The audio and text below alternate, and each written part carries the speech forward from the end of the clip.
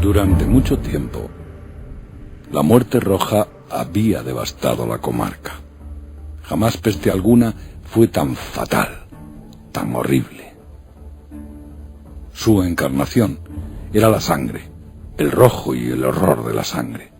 Se producían dolores agudos, un repentino vértigo. Luego, los poros rezumaban abundante sangre y la disolución del ser. Manchas púrpuras en el cuerpo y particularmente en el rostro de la víctima segregaban a ésta de la humanidad y la cerraban a todo socorro y a toda compasión. La invasión, el progreso y el resultado de la enfermedad eran cuestión de media hora. Pero el príncipe Próspero era feliz, intrépido y sagaz.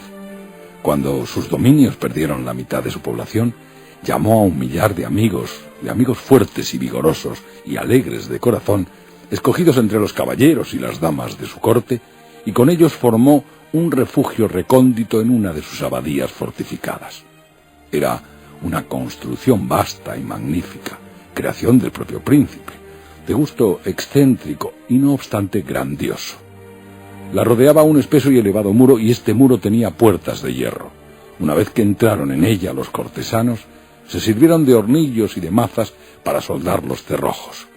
Resolvieron atrincherarse contra los súbitos impulsos de la desesperación del exterior y cerrar toda salida a los frenesíes del interior. La abadía fue abastecida ampliamente. Gracias a estas precauciones, los cortesanos podían desafiar el contagio, que el mundo exterior se las compusiera como pudiese. Entretanto, sería una locura afligirse o meditar. El príncipe había previsto aquella morada de todos los medios de placer. Había bufones, improvisadores, danzarines, músicos, hermosura en todas sus formas, y había también vino. Dentro había todas estas bellas cosas, y además seguridad. Fuera, la muerte roja.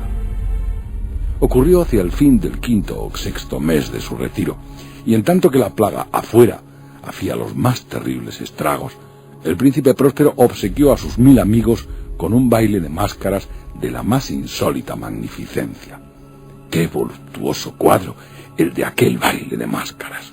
Permítaseme, en primer lugar, describir las salas donde tuvo lugar.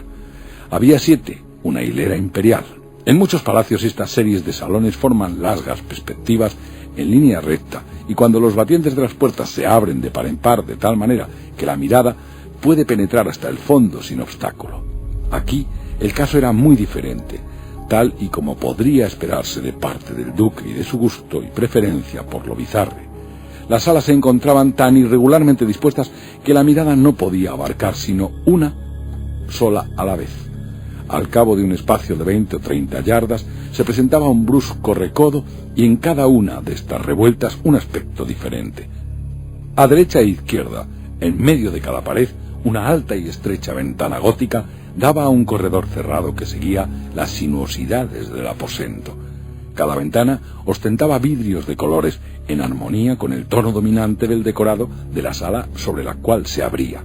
La que ocupaba la extremidad oriental, por ejemplo, estaba decorada en azul, y los ventanales eran de un azul vivo.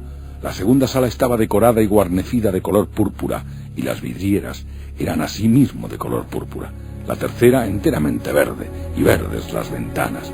La cuarta, anaranjada, estaba iluminada por una ventana del mismo color, y la quinta blanca, y la sexta violeta.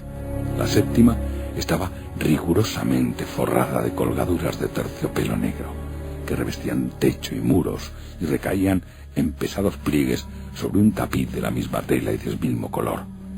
Pero únicamente en esta sala el color de la ventana no correspondía al de la decoración. Los cristales eran escarlata, de un color intenso de sangre. Ahora bien, en ninguna de estas salas veíase lámpara ni candelabro alguno. Entre los adornos de oro esparcidos con profusión o suspendidos de los techos, ni lámparas, ni velas, ninguna luz de esta clase en la larga serie de salas. Pero en los corredores que la rodeaban, y exactamente enfrente de cada ventanal, se levantaba un enorme trípode con un ígneo brasero que proyectaba sus rayos a través de los cristales de color e iluminaba la sala de una manera deslumbrante. Producíanse así una multitud de aspectos cambiantes y fantásticos. Pero en la sala del lado poniente, en la cámara negra, La claridad del brasero, que se reflejaba sobre las negras tapicerías a través de los cristales sangrientos, era terriblemente siniestra, y les daba a las fisonomías de los imprudentes que allí entraban un aspecto de tal modo extraño que muy pocos bailarines se sentían con el valor suficiente para entrar en aquel mágico recinto. También en esta sala erguíase, apoyado contra el muro del oeste, un gigantesco reloj de ébano. Su péndulo se balanceaba con un tic-tac sonoro, pesado, monótono, y cuando la aguja de los minutos había recorrido el cuadrante y la hora iba a sonar, salía de los pulmones de bronce de la máquina un sonido claro, estrepitoso, profundo y excesivamente musical, pero de un timbre tan particular y de una energía tal que de hora en hora los músicos de la orquesta se veían obligados a interrumpir durante un instante sus acordes para escuchar la música de las horas, y las parejas que bailaban cesaban por fuerza sus evoluciones. Una perturbación momentánea recorría a toda aquella alegre multitud, y mientras sonaban las campanas, podía notarse que palidecían hasta los más vehementes, y los más sensatos y de más edad se pasaban la mano por la frente como si se hundieran en meditaciones o en ensueños febriles. Pero apenas desaparecían del todo aquellos ecos, circulaba por toda la asamblea una leve hilaridad. Los músicos se miraban los unos a los otros, sonreíanse de sus nervios y de su locura, y se juraban por lo bajo entre ellos que la próxima vez que sonaran las campanadas no sentirían la misma impresión. Y luego cuando, después de la huida de los 60 minutos que comprendían los 3.600 segundos de la hora pasada, se escuchaban de nuevo las campanadas del fatal reloj, se producía la misma turbación, el mismo escalofrío y las mismas ensoñaciones febriles. Pero, a despecho de todo esto, la orgía continuaba alegre y magnífica. El gusto del duque era muy especial, tenía un ojo certero en lo tocante a los colores y sus efectos, desdeñaba los gustos de la moda, sus planos eran temerarios y salvajes, y sus concepciones brillaban como un esplendor bárbaro. Hay personas que lo hubieran juzgado loco, pero sus cortesanos sabían bien que no lo estaba. Pero era preciso comprenderlo, verlo, tocarlo, para estar seguro de que, en efecto, no lo estaba. Con ocasión de esta gran fiesta, se había ocupado personalmente de la decoración y del mobiliario, y fue su gusto personal el que dirigió el estilo de los disfraces. No cabía duda de que eran concepciones grotescas.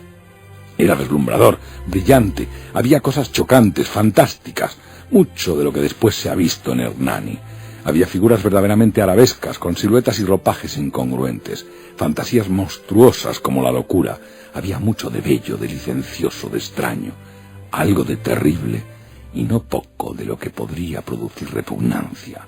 En resumen, era como una multitud de sueños que se pavoneaban de un lado a otro por las salas, y estos sueños se contorsionaban en todos sentidos, tomando el color de las alas. Hubieran